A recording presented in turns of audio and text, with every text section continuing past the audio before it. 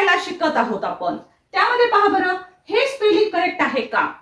तिन्ही पैकी तुम्हाला योग्य स्पेलिंग कोणतं वाटतंय का? तीनही बरोबर आहेत. कन्फ्यूज झालात ना? सो कन्फ्युजन बंद आणि स्पेलिंगच्या चुका बंद. कारण मी आज असे काही महत्त्वाचे 3 सिक्रेट रूल्स सांगणार आहे, स्पेलिंग रूल्स तुम्हाला, की ज्याच्या मदतीनं तुमचे स्पेलिंग मिस्टेक्स सुद्धा होणार नाहीत आणि तुम्हाला खूप मोठे मोठे शब्द सुद्धा सहज वाचता येणार आहेत. आहे की नाही गंमत? म्हणजे शब्द पाठांतराची कटकट बंद आणि इंग्रजीचे मोठे मोठे शब्द सुद्धा वाचता येणार आहेत. चला तर मग अशा कोणत्या आहेत ते 3 युक्त्या, त्या आपण समजून घेऊया. तुमच्या उच्चारामध्ये तुम्ही जेव्हा एखाद्या शब्दाचं स्पेलिंग लिहित असाल, त्याचा उच्चार करून पहा.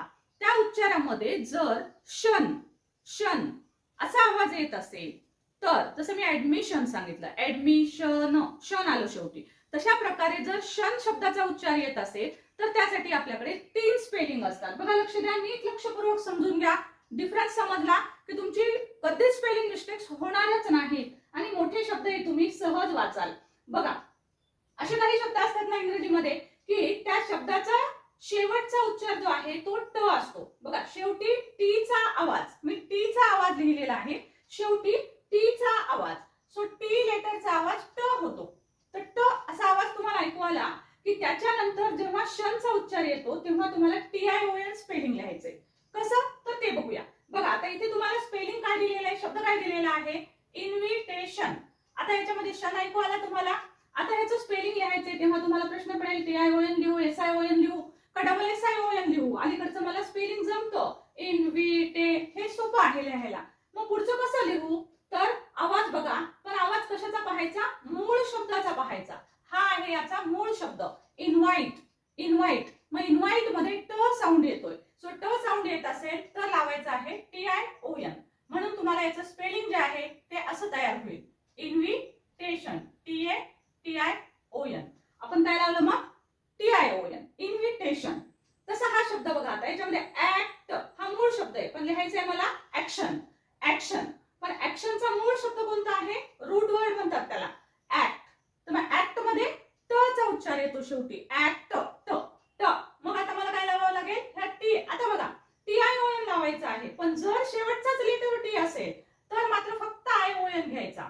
सो ऍक्ट हा टी आहेच, मग डबल टी करायचं नाही, ओनली घ्यायचं आहे ION आणि हा शब्द तयार होईल, पण उच्चार येतो ऍक्शन, शन. क्लिअर?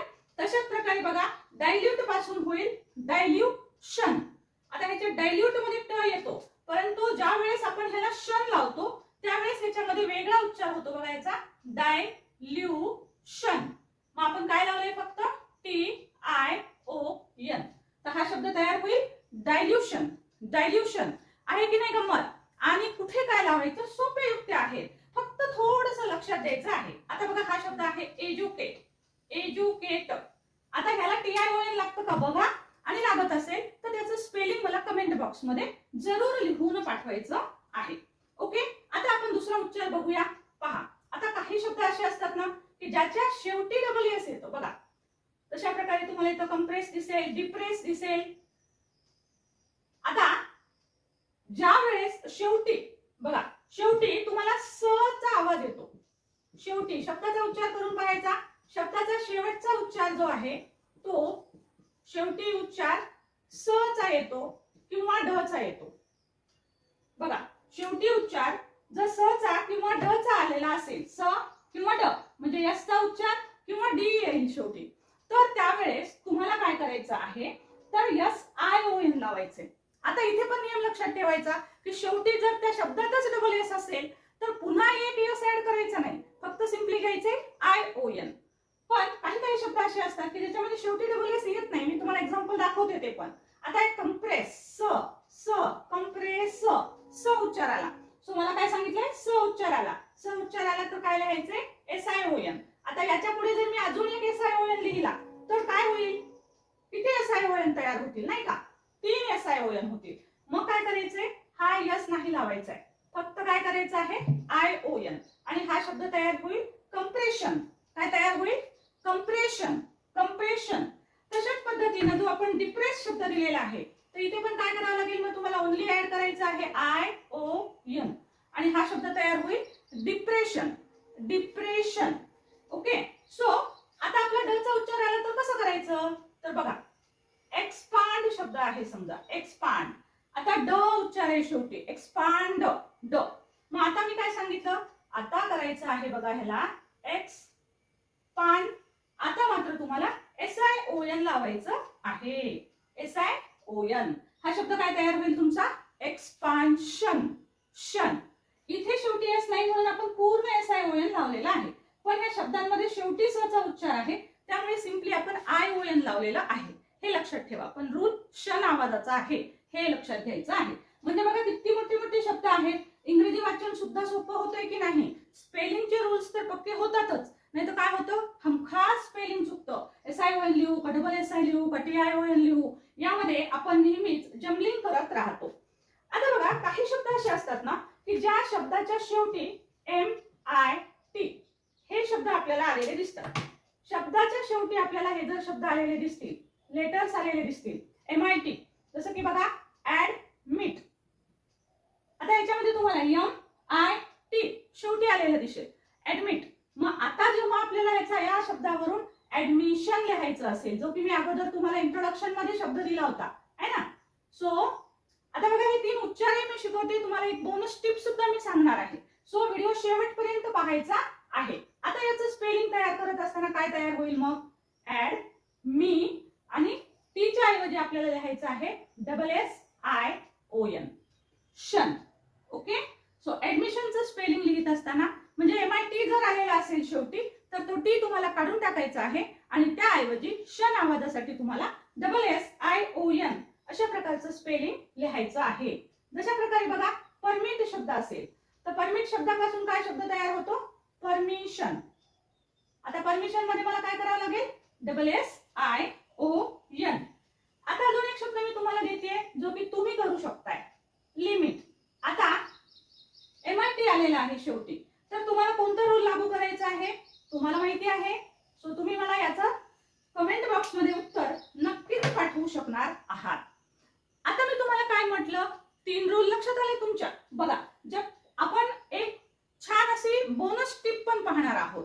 काय होतं माहिती का, बऱ्याच वेळेला हे तुम्हाला TION SION असं दिसतं, पण SION चा शनच उच्चार होतो का, तर एक काही वेळेस शन उच्चार न होता झन उच्चार होतो, झन. सो हा झन उच्चार केव्हा होतो, झन. ओके, कशाचा, SION चा. तर ही आहे तुमची आजची बोनस टिप. हा झन उच्चार केव्हा होतो, केव्हा करायचा आपण त्याचा झन उच्चार, आणि झन उच्चार आल्यावर स्पेलिंग काय लिहायचं, SIONच लिहायचंय. पण मग झन का वाचायचं आणि ते केव्हा वाचायचं, इथंच तो 3 रूल सांगितले. चला याची बोनस टिप पण तुम्हाला मी सांगते. सो सी हिअर, तुम्हाला त्यासाठी शब्द आता मी इथंच देते, ठीक आहे. सो बघा शब्द आहे सपोज विजन. बघा तुम्ही ऑब्झर्व करा, हा तुम्हाला लक्षात येतात का बघूया. तुम्ही ऑब्झर्व करा, म्हणे इथे आहे विजन म्हणजे झन साऊंड येतो, शेवटचा SION चा साऊंड झन येतो, विजन. कन्क्लुजन, कन्क्लुजन इथे पण झन साऊंड येतो, कन्क्लुजन. का बरं असं होतंय, तर बघा ह्या SION च्या आधी जो येणारा शब्द आहे तो लक्षात घ्या. हा आहे आय, इथे आहे यू. म्हणजे SION च्या अगोदर जर स्वर येत असेल, लक्षात ठेवा स्वर येत असेल, तर त्यावेळेस आपल्याला ह्याच SION चा उच्चार शन न करता आपल्याला त्याचा उच्चार करायचा आहे झन, झन, झन. Vision, conclusion. ओके, याच पद्धतीनं डिसिजन, आपण म्हणतो ना मेक अ डिसिजन, पटकन डिसिजन घ्या. तुम्ही नेहमी शब्द वापरता बघा, हा आहे ना, वापरता की नाही, सांगा बरं याचा उच्चार काय होईल. मग आता तुम्हाला तर यायलाच पाहिजे. सो मी ज्या चौकटीमध्ये केलेले शब्द आहेत ते कमेंट बॉक्स मध्ये टाकायला अजिबात विसरू नका. आणि आजचा हा व्हिडिओ कसा वाटला, आहेत की काही 3 महत्त्वाचे सिक्रेट रूल्स, आणि हे जर हेल्पफुल वाटले असतील तर व्हिडिओला लाईक जरूर करा, हाईप जरूर करा, म्हणजे आमच्या चॅनलला बूस्ट मिळेल, मला सुद्धा छान वाटेल. आणि हो, तुम्हाला जर पुढील अशाच प्रकारचे स्पेलिंग रूल्स शिकायचे असतील तर चॅनल सबस्क्राईब करायला विसरू नका. Thank you so much for watching. आणि हो, यातले अगोदरचे व्हिडिओ सुद्धा पाहायला विसरू नका. Thank you so much.